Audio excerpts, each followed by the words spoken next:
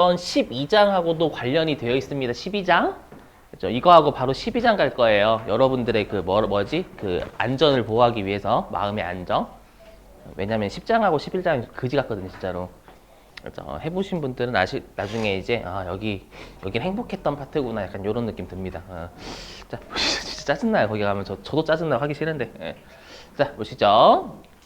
뭐냐면 우리가 어저께 이제 그 업무무관 자산에 대한 이자 비용 이랬었죠. 우리가 업무무관 자산을 가지고 있는 게 꼴보기 싫으니까 그냥 회사가 차입금이 있으면 그 차입금 가지고 무조건 업무무관 자산을 샀다라고 전제를 깔았죠. 물론 우리가 1순위, 2순위, 3순위로 부인된 건 제외하고, 그렇죠? 그랬을 때 자, 여기에 이자 비용에다가 우리가 차입금, 그 다음에 업무무관 자산인데, 자, 이제 여러분들 되게 중요한 개념이 나와요. 그 가지급금이라는 개념이 나옵니다. 반드시 암기해 주셔야 됩니다. 뭐냐면 좀 이따가 띄울 건데, 우리가 가지급금 뭐냐면 우리 그 회계에서는 가지급금이 그 말이죠. 회계에선 가지급금이 돈 나갔는데 계정 과목을 모를 때, 맞죠? 그건데 우리 세법상 가지급금은 아예 다른 용어예요. 세법상 가지급금 뭐냐면 특수관계자 있죠. 특수관계자한테 업무와 무관하게 빌려준 금액을 가지급금이라고 합니다. 특수관계자에 대한 업무 무관 대여금 있죠. 그걸 가지급금이다라고 불러요. 그럼 여러분들 우리 가지급금은 특수관계자에 대한 업무 무관 대여금이다라고 했죠. 그럼 업무 무관 자산인 거예요, 아닌 거예요? 해석해 보시면 맞죠? 업무 무관 대여금이니까 업무 무관 대여금이 자산이잖아요. 그렇죠? 그래서 우리가 여기 가지급금이 있는데, 그러면 업무 무관 어차피 가지급금도 업무 무관 자산이니까 그냥 여기에다가 별도로 넣으면 되지 왜 별도로 구분을 하냐라는 거예요. 알죠? 왜냐하면 이 가지급금은 좀 이따가 할 12장에서 또 제재를 합니다. 뭐냐면 내가 특수관계자에 대해서 돈을 빌려줬죠. 업무와 무관하게. 돈 빌려줬으니까 뭐 받아야 돼요? 특수관계자에 대한 이자를 받아야 되겠죠. 근데 적정 이자를 안 받으면 두드려 패요. 그렇죠? 그래서 그 동네에서 제재를 또 합니다. 맞죠? 그래서 업무무관 자산은 구장에서만 제재를 하는데, 가지급금은 구장, 그리고 나중에 실기에서 물론 중요한 파트는 아니지만 11장. 11장이 중요하지 않다는 뜻이 아니라 11장에서 가지급금이 중요하지 않다는 얘기예요. 11장, 12장 이렇게 세 군데에서 제재를 해요. 알죠? 그렇기 때문에 별도로 가지급금 떼어 놓은 거예요. 알죠? 그럼 여기에서 여러분들이 진짜 신경 써주실 게 가지급금 신경 잘 쓰셔야 됩니다. 12장과 관련이 있으니까. 자, 근데 여기에 이제 여러분들이 적수라는 개념이 들어와요. 적수. 이 적수가 뭔지 설명 좀 대략 할게요. 적수는 여러분들 미리 말씀드리면 우리가 세법상 금액을 구할 때 적수라는 개념을 쓰거든요. 근데 이 적수라는 건 솔직히 컴퓨터가 알아서 다 구해줍니다. 다 구해주니까 여러분들은 적수가 저런 개념이구나 라는 정도만 생각해 주시면 됩니다. 해보자. 여기다 써볼게요. 뭐냐면 그 여러분들 간주임대료 있죠? 우리 간주임대료가 보증금을 정기예금에 넣었을 때 이자를 임대료처럼 간주하는 거잖아요. 맞죠? 근데 이럴 수 있죠. 뭐냐면 내가 만약에 보증금을요 언제 넣었냐면 전년도에 넣었대. 전년도에 은행에 넣은 거예요.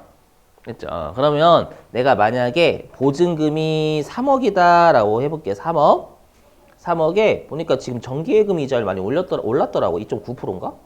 원래 1.2%였는데 요즘 금리 많이 때렸죠. 막 미국 금리가 제가 5.2%인가? 그렇죠? 그래서 지금 안 좋은 거죠. 여러분들. 이렇게. 그래서 3억의 보증금을 네가 저금했고 여기에 2.9%를 곱한 게 우리가 1년치 이자인 거잖아요, 여러분들. 그죠? 근데 내가 만약에 전년도에 보증금을 넣었으면 올해 연도에는 보증금이 365일 내내 있는 거죠. 왜냐하면 미리 말씀드리면 회계는 월할 계산하죠. 12분의 몇. 맞죠? 선급 비용도 그냥 12분의 몇 하죠. 근데 여러분 12분의 몇은 정확한 숫자예요? 안 정확한 숫자예요? 안 정확해요. 왜냐면 우리 12개월 분의 몇은 아니고 우리 실제로 365일 분의 며칠 이게 더 정확한 개념이에요. 맞죠? 그래서 세법은 다 일할 계산하는데 일할. 365일 분의 자, 이름만 제가 말씀드렸잖아. 컴퓨터가 알아서 해준다고. 한국말 끝까지 들어봐요. 좋죠. 한숨 마시고 제가 항상 뒤에 하잖아요. 컴퓨터가 알아서 보여줍니다. 이렇게. 예, 안 하면 여러분들이 짜증나 이거 내가 구해야 돼. 이거 아니에요. 자 하면은 이렇게 되죠. 뭐냐면 요거 총 365일 내내 있는 거잖아요. 여기에 365일.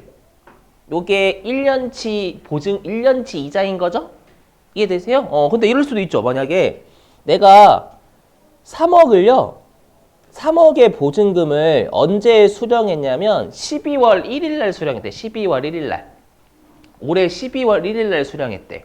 그럼 올해 12월 1일 날 수령했으면 그 이자는 1년치가 돼야 돼요? 한 달치가 돼야 돼요? 한 달치가 돼야 맞죠. 난 12월 1일 날 수령했는데 갑자기 세무서에서 1년치를 전부 다 임대료로 볼게요 라고 하는 거 너무하잖아요. 그렇죠? 그러면 얘는 365일 중에 31일치 이자만 계산해야 되겠죠. 이해되세요 여러분들? 공식? 근데 얘랑 같은 말이지 않아요? 요거를 돌리면 이거랑 같죠. 3억 곱하기 31일 곱하기 2.9 곱하기 365일분의 1 이거랑 같은 말이죠. 같은 거죠. 당연히 31일 앞으로 뺀 거니까. 맞죠? 그래서 이걸 적수다라고 불러요. 세법에서는 뭐냐면 해당 계정 있죠. 이게 임대보증금이라는 계정 과목이잖아요. 해당 보증금이 31일 내내 있었죠. 그래서 그 계정의 잔액을 우리가 합친 걸 적수다라고 불러요. 적수. 그래서 듣고 버리셔도 돼요. 그래서 우리가 적수라는 건 세법 같은 데에서 이 적수는 왜 구하는 거냐면 뭔가 그 자금이 어떻게 변화했는지를 좀 파악하고 싶은 거예요. 그 자금이. 알죠? 자금이 뭐 이렇게 1년 내내 있었는지 며칠 정도 쌓여져 있었는지 그런 거 알고 싶은 거예요. 세법은 세금 계산해야 되니까.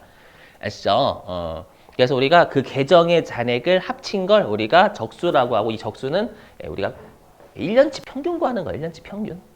그렇죠? 1년치 평균 구한다라고 생각하시면 돼요. 네, 미리 말씀드릴게요. 적수는 우리가 구한다, 컴퓨터가 구한다? 그렇죠. 컴퓨터가 구한다. 그렇죠? 적수는 어디서 구하시면 세무사나 회계사 시험 보시면 적수 구해야 돼요. 그렇죠? 계산 막 두드리셔가지고 그렇죠? 그리고 또 중요한 게 있어서 들어보시면 여러분들 우리가 세무조정은 장부와 세법의 차이를 해요. 세법만 해요.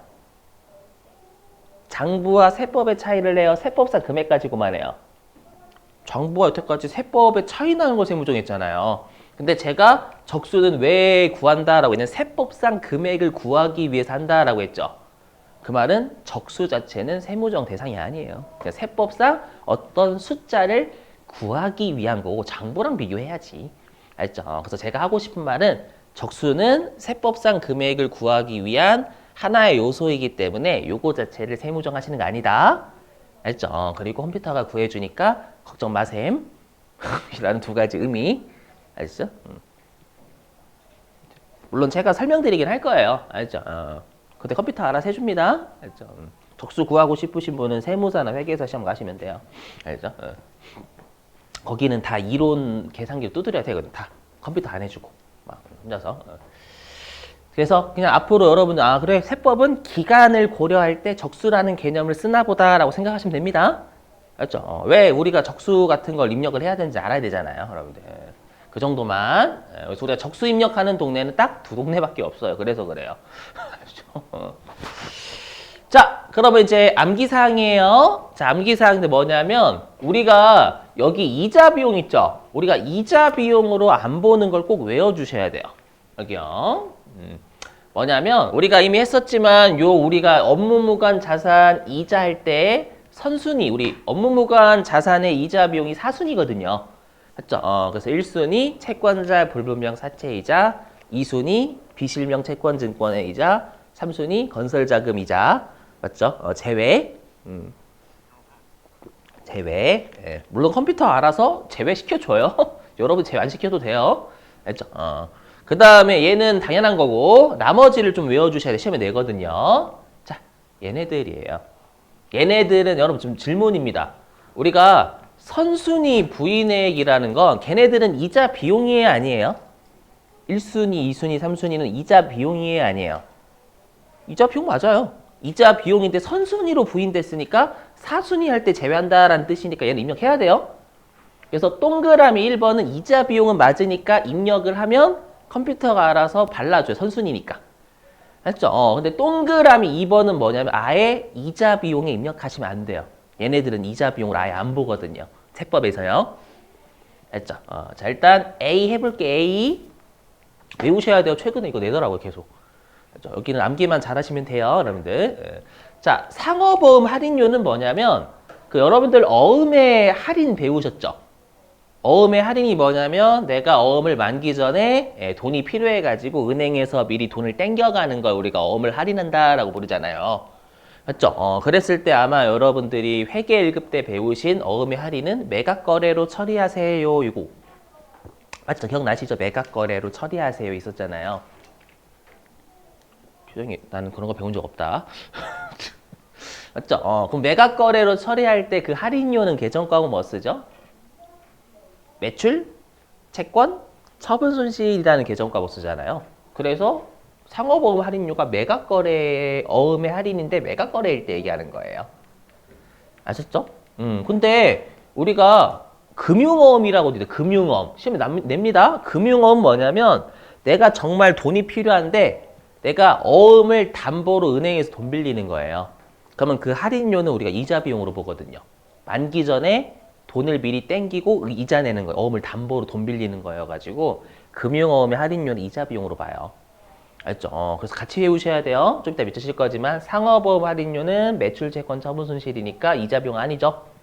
그렇죠? 그래서 제외지만 금융어음 할인료는 이자 비용이 맞아요. 그럼 그거 넣으셔야 돼. 아셨죠? 주의하시고. 자, 그 다음에 또 외우실 게 B입니다. B, 운용리스요. 자, 이거 설명했는데 여러분들 혹시 운용리스하고 금융리스도 봤었죠? 우리 어저께요. 이름만, 그죠? 이름만. 그죠? 설명 좀 드릴게요. 뭐냐면, 내가 만약에 새 차가 필요한데, 그 새 차를 그냥 한 1년 타고 넘길 거예요. 리스 회사한테. 그러면 만약에 차의 내용 연수가 한 6년 정도 된다라고 하면, 나는 정말 그 차를 빌린 거죠. 그냥 리스 회사한테 1년만 쓰니까. 그렇죠? 그걸 우리가 운용리스다라고 불러요. 그래서 운용리스는 임차료니까 이자 비용이 아닌 거예요. 여기까지는 이해되세요? 근데 금융리스라는 게 뭐냐면 내가 새 차를 사고 싶은데 돈이 없어. 그런데 내가 그 새 차를요 정말 나는 오랫동안 탈 거야. 그래서 만약에 내용 연수가 6년이면 내가 한 5년 8개월 타고 리스 회사에 넘길 거예요. 그럼 리스 회사는 그거 그냥 나중에 중고차 매각하겠죠. 맞죠? 그러면 이건 형식은 리스죠. 형식은 리스지만 내용 연수의 대부분을 내가 사용하잖아요. 맞죠? 그래서 그거 내 차처럼 봐요. 회계에서는. 회계에서는 그 형식은 네가 빌린 거지만 그 대부분 네가 타면 네 차 아니냐? 이해되시겠어요? 그래서 금융 리스이면 내가 감가상각하지 리스 회사가 감가상각하지 않아요. 어떤 느낌인지 이해되세요? 그리고 그건 임차료 내는 게 아니라 내가 그 차 살 돈을 은행한테 빌린 것으로 간주를 해서 이자 비용 처리하거든요. 또 그 내는 거, 리스로 내는 걸. 이해되시는가요? 대략? 안 되시면 우리에겐 최후의 수단이 있잖아요. 암기. 제가 항상 말씀드린 최후의 수단 암기입니다, 여러분들. 알죠? 그겁니다. 그래서 운용 리스료는 임차료니까 제외. 하지만 금융 리스료는 이자 비용 맞으니까 포함. 같이 외우셔야 돼요. 자, 그 다음에 현할차 상가액. 이거는 재경관리사나 세무사, 회계사에서 배우세요. 어디서 배우시는 거냐면 국제회계 기준이라고. 우리 일반 기업 회계 기준이죠, 여러분들. 알죠? 네, 그래서 듣고 버리세요. 현할차가 뭐냐면 현재 가치로 했을 때 차이가 나는 금액을 현재 가치 할인 발행 차금이다라고 불러요. 그냥 암기해 여러분들 아셨죠? 좋은 말 할 때 아시죠? 현재 가치 할인 발행 자금 상가액은 제외 내긴 했으니까. 알죠? 자, 그리고 연지급 수입이자는 우리가 이제 그 외국에서 수입을 할 때 늦게 우리가 이자를 지급하는 걸 우리가 연지급 수입이자라고 하거든요. 이 정도만. 알죠? 그래서 현할차 상가액하고 연지급 수입이자 얘는 좀 외워주세요. 반면에 이거 조심하실 게 좀 이따가 밑주실 건데 뭐라고 돼? 여기서 쓸게요. 예외적인 거 여기다가 뭐냐면 금융 리스는 포함 믿으실 거예요. 포함이고 그 다음에 사할차 죄송합니다. 사할차 상가객 포함.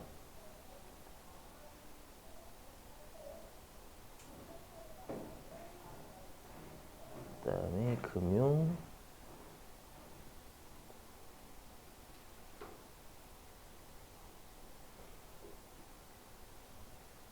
조심스럽게 해볼게요. 자, 해볼게요. 조심스럽게. 예. 그 여러분들 우리 그 사채 할인 발행 차금 있죠? 그 할인 발행했을 때. 똑똑 우리 사채 할인 발행하면 사채 할인 발행 차금이라고 잡잖아요. 그죠? 그럼 할인 발행하면 우리가 사채 할인 발행 차금이 추가로 지급할 이자 성격이죠. 예.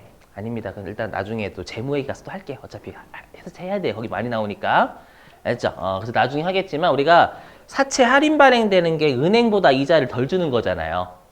덜 주니까 매력이 없으니까 할인 발행되는 거죠. 맞죠? 그럼 사채를 발행할 때는 우리가 어떻게 하냐면 은행의 이자만큼 우리가 줘야 상대방이 이 사채를 취득하기 때문에 사채 할인 발행 차금이 나중에 이자 비용이 돼요. 그럼 지금은 그런가 보다 재무회계 때 하겠다라고 생각해 주시면 됩니다. 재무 때 한다니까요, 여러분들. 할게요. 그래서 이 사할차는 뭐냐면 사채 할인 발행 차금이라는 그 아시죠, 여러분들 플레임 이거 제가 줄인 겁니다. 그 상가액은 우리가 이자 비용 맞거든요. 아시죠? 이건 재무회계에서 할 테니까 좀 외워주세요. 포함되는 것도 암기. 내고. 응? 현할차는 우리가 그 현재 가치로 할인했을 때 약간 그거 이자 성격. 그러니까 내가 할부 같은 거, 장기 할부 같은 거. 사채 할인 발행 차금 쪽은 사채 발행할 때 현재 가치 한 거고. 알죠? 그 다음에 그냥 요거는 그냥 사채가 아닌 나머지라고 생각하시면 돼요. 현재 가치는. 알죠? 이건 재형관리사나 거기 때 배우세요. 지금은. 알죠? 무시. 이것까지 하면 머리 터져요.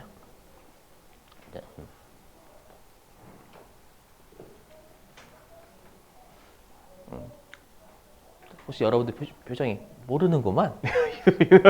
모르니까 넘어가는 거 아니야? 그렇죠, 여러분들. 하면은 난리 난다니까요? 안 한다. 하면 할까요? 하면 난리 나, 여러분들. 저 이것도 힘들어. 알죠? 안 할게요, 여러분. 서로가 마음이 많이 아파. 나중에 그 재임관리사 가진 선생님이 그 원빈 닮으신 선생님이 가르쳐 주실 거야.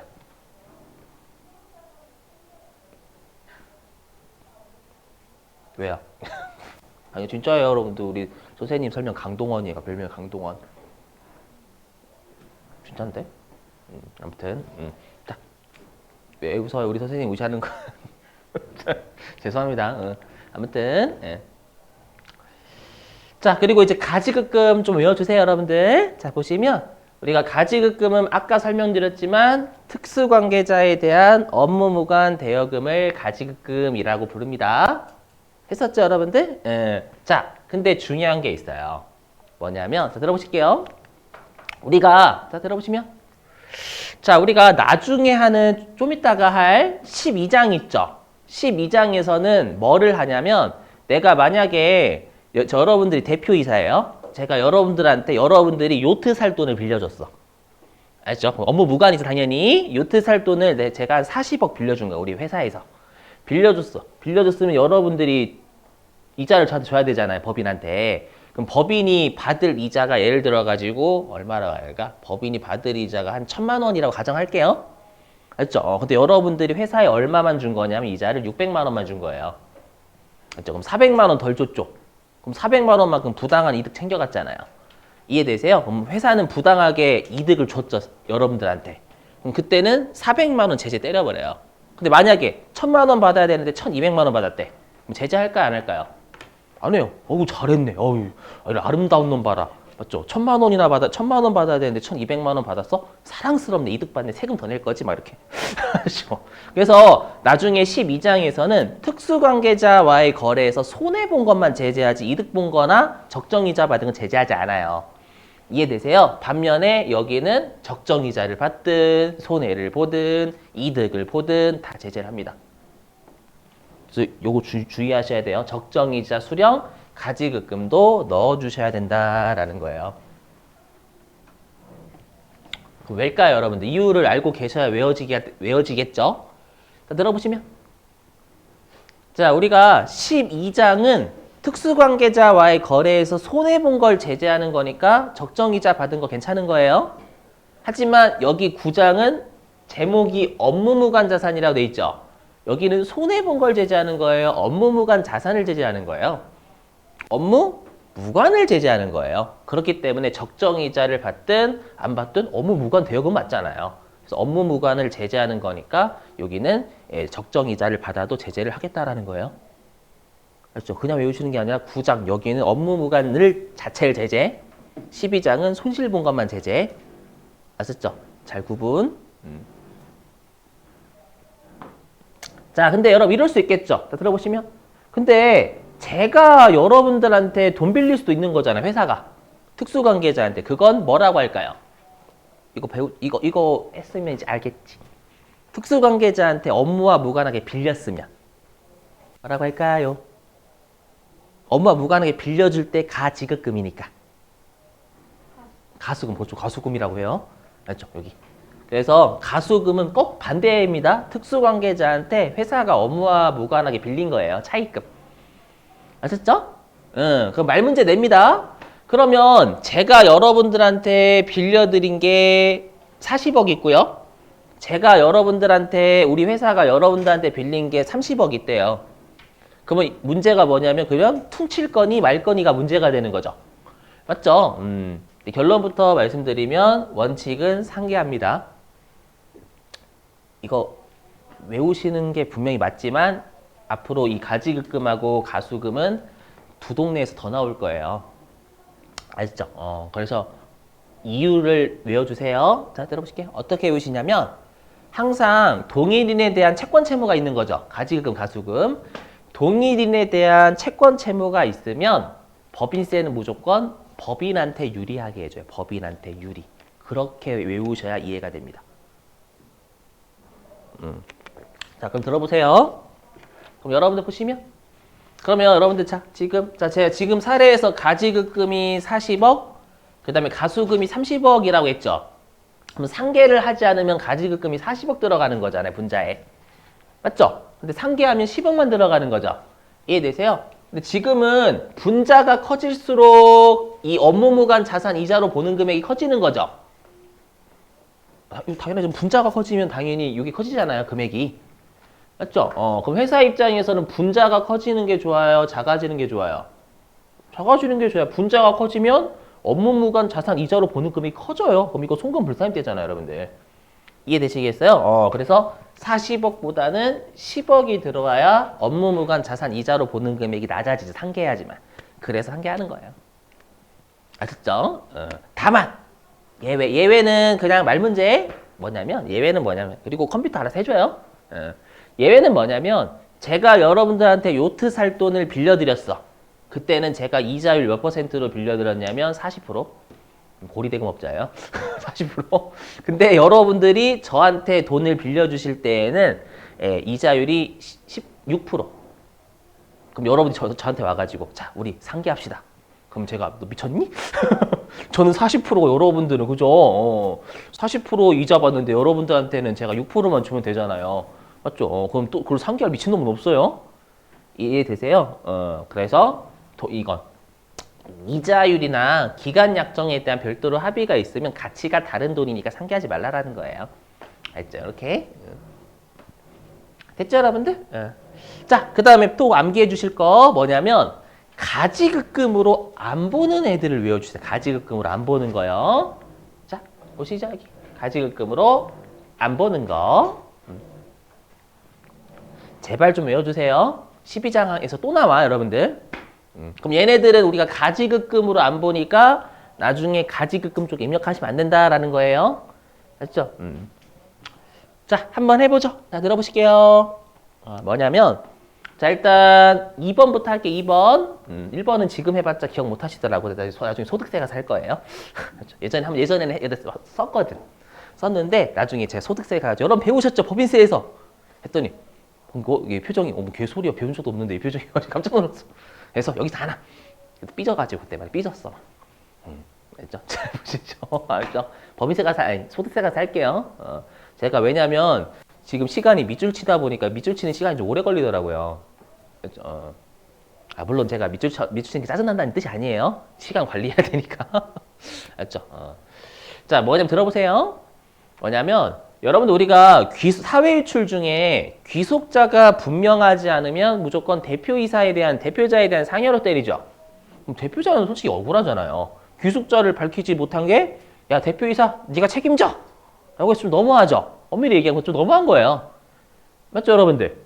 그래서 이걸 현실적으로 이렇게 귀속자가 불분명해가지고 대표이사에 대한 상여로 두드려 맞으면 현실적으로 법인이 그 대표이사에 대한 소득세를 대신 내줘요. 이해되세요? 그게 현실이에요. 대표이사가 그 회사의 짱인데 이건 또 귀속자가 불분명한 거를 대표자가 책임지는 거잖아요. 이해되세요? 그래서 요걸 회사가 돈을 빌려주고 돈을 대신 내주는 거예요. 내주고 나중에 받겠다라고 해서 가지급금 처리하잖아요. 그러면 가지급금을 안 보겠다라는 거예요. 현실이 그러니까. 알죠? 오해하시면 안 되는 게 귀속자 불분명. 알죠? 당연히 대표이사가 확실하면 그건 대신 납부하면 가지급금이에요. 오해하지 마시고. 자, 그 다음에 동그라미 3번부터 동그라미 5번은 저를 희생해서 설명 좀 할게요. 저를 희생해서 진짜 눈물이 앞을 가려요. 여러분 해볼게요. 자, 제 나이가 50살이라고 가정. 50살 가정. 그리고 모태솔로. 벌써부터 눈물이 앞을 가리죠, 여러분들. 그죠? 모태솔로. 그리고 직급은 죄송해요. 여기 혹시 그 비하 발언 아니에요. 직급은 대리. 눈물 뚜두두 떨어져야 돼요, 여러분들. 모태솔로 50살 대리. 오케이? 눈물 떨어지죠, 여러분들. 제가 그래요. 자, 해볼게요. 자, 그래서 이제 모태솔로잖아요. 모태솔로여가지고 회사를 다니다가 제 친구가 맞선 자리를 만들어 놓은 거예요. 그래서 친구가 맞선 자리를 만들었어. 그걸 제가 저 선보러 가는데 제가 그래서 회사에다가 뭐라고 했냐면 저 선보러 가야 되는데 제가 양복이 없어요. 어떡해 구두랑 없어요. 맨날 추리닝 다 지금 눈물 나죠. 눈물이 자극돼야 돼 지금. 알죠? 막 추리닝에 다 슬리퍼야. 알죠? 가정. 알죠? 그리고 한두 개 가지고 입어요. 막 잠바도. 자, 눈물이 앞을 가려야 돼 여러분들. 그래서 회사가 김대리야 어떻게 모태솔로인데 이번에 한번 탈출해서 결혼해야지 해가지고 회사가 얼마 빌려줬냐면 양복이랑 구두 좀 사 해서 100만 원 빌려준 거예요. 그렇죠? 그러면 이거 직원은 특수관계자 맞죠 여러분들? 맞죠? 그럼 특수관계자에 대해서 선보는 게 업무와 관련 없잖아요. 맞죠? 업무와 무관하게 빌려줬죠. 요거 가지급금으로 봐야 안 봐요? 보면 안 된다니까? 방금 봤죠? 50살 모태솔로. 맞죠? 선 처음 보러 가요? 그게 얘 어딨냐? 여기 있네 여기 동그라미 4번 끝에 월정액 급여 내에서의 금융 갑을 해준 거 있죠 여러분들. 회사가 100만 원 빌려주고 월정액 당연히 대리 아무리 만년 대리다라고 하더라도 100만 원 넘어갈 거 아니에요. 맞죠? 그래서 월정액 급여 내에서 갑을 해주는 거 있죠. 그거는 업무만 가지고 안 봐요. 맞죠? 현실에서 그렇고 여러분들 되셨어요? 자, 그 다음에 또 동그라미 4번 설명 좀 뭐냐면 자, 그래서 선 잘 봤어요. 선 잘 봤어. 그래서 서로 결혼을 하기로 했어. 그냥 받아들여요, 여러분들. 결혼을 하기로 했어요. 그래서 결혼식장 잡아야 되잖아요, 예식장. 그죠? 예식장 잡을 돈이 없어. 슬프죠, 여러분들. 눈물 나죠. 그죠? 자, 그래서 회사가 500만 원 빌려줬어. 결혼 예식장 좀 잡으라고 임마 이렇게. 그거 가지급금 봐요 안 봐요? 에이 여기 있잖아. 안 보는 거죠 여기. 직원에 대한 경조사비 대여액. 아셨죠? 금액이 100만 원 단위라서 그래요. 여러분 이렇게 생각해 주시면 돼. 했죠? 자, 그 다음에 동그라미 3번 설명. 동그라미 3번 설명 뭐냐면 자, 그래서 결혼까지 했어요. 했죠? 그리고 자식도 낳았어. 알죠? 근데 이제 자식이 한 5살 이렇게 어린이집 언제부터 가나요? 몇 살 때부터? 몇 살 때부터 가요? 어린이집? 1살부터 가요? 1살부터는 아니죠 좀 4살?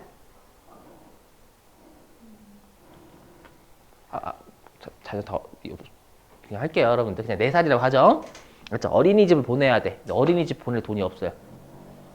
너무 슬프죠? 그냥 받아줘요. 그렇죠. 그래서 회사가 어린이집 보낼 돈을 빌려준 거예요. 나중에 갚으라고. 가지금 보면 돼야 안 돼요? 안 되죠. 동그라미 3번 여기요. 직원 또는 그 자녀에 대한 학자금 대여액. 눈물이 앞을 가리죠, 여러분들? 그죠? 자, 이제 동그라미 5번 할게요. 그래서 제가 이제 글 알았어. 이제 악용을 하는 거 제가 이제 이 새끼는 맨날 빌려준 회사가 해가지고 저 회사한테 가가지고 저 이번에 저기 아파트 한 채가 필요 간이 이제 배 밖으로 나온 거죠. 맞죠? 그래가지고 저기 아파트 12억짜리 좀 사게 빌려 좀 주세요. 요거 가지고 봐야 안 봐요. 그래서 회사 빌려줬어. 이건 봅니다. 왜냐면 금액이 커요. 일단 원칙은 맞죠? 왜냐면 아까 했던 거 몇백만 원이잖아요. 맞죠? 지금은 억 단위로 늘죠.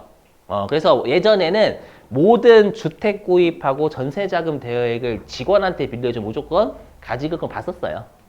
근데 우리 저번에 송금할 때 배웠죠? 우리가 주택 구입 자금 대여액 중에서 예외적으로 우리가 상여로 처리하지 않는 게 중소기업 직원. 그거랑 연결돼요. 그래서 여기 중소기업 직원에 대한 주택 구입 전세자금 대여액은 우리가 송금으로도 인정하니까 가지급금도 안 보겠다라는 뜻이에요. 아셨죠? 꼭 제발 좀 외워주시길. 눈물 없이 들 수 없죠. 꼭 그거 기억하셔야 돼. 낸다니까 시험에 엄청나게 냈어요. 이거 진짠데 좀 이따 문제 푸시면 아실 거라니까. 막 그리고 과장 이렇게 낸단 말이에요. 과장에 대한 뭐 이렇게 주택자금 대여 이렇게 해가지고 조심하셔야 진짜. 자, 밑줄 좀 칠게요. 밑줄 치고 쉬죠. 쉬어야 되나? 잠깐만요. 쉴게요. 일단 보고. 자, 어디로 가주시냐면 336페이지. 336페이지. 자, 제5절 업무무관 자산 등에 대한 지급이자 있죠, 여러분들. 별표 좀 치시고 236페이지 제5절 업무무관 자산 등에 대한 지급이자 별표 치시고. 자, 1번 개요 있죠? 개요? 자, 개요의 4줄 전부 다 밑줄입니다. 자, 밑줄. 자, 법인이 업무무관 부동산 대표적인 게 별장이 되겠죠? 또는 업무무관 동사는 뭐 우리가 서와 골동품 같은 거. 그래서 우리가 나중에 업무무관 자산 입력할 때는 부동산, 동산, 가지급금 이렇게 3가지 입력해야 돼요. 그죠? 계속 밑줄. 골동품 등을 보유하거나 특수관계자에게 업무와 무관한 가지급금 등을 지급한 경우에는 이에 상당하는 지급이자, 이자 비용이죠. 이자 비용은 송금불산입한다. 계속 밑줄. 여기서 가지급금이랑 회계상 가지급금의 개념과 아예 다르죠, 여러분들. 개념과 다른 것으로서 업무와 관계없는 특수관계자에 대한 일체의 자금 대여액을 말한다. 그리고 실제로 그럼 가지금 적히면 나중에 세무조사 할 때 의심 진짜 많이 받습니다. 그래서 회사들은 가지급금이라고 잘 처리하자고 대여금이라고 처리를 해요. 업무상. 가지급금 처리하면 세무서가 뭐예요, 이거? 그렇게 그죠? 물론 적발할 수 있어요. 자, 그 다음에 이제 어디냐면 237페이지. 자, 237페이지 맨 위에 가로 2번 업무무관 가지급금 있죠, 여러분들. 자, 거기에서 어디에 밑줄 치시냐면 첫 번째 줄 끝에 이자를 수령하고 있는지의 여부를 불문한다 보이세요? 거기에 밑줄 좀. 이자를 수령하고 있는지의 여부를 불문.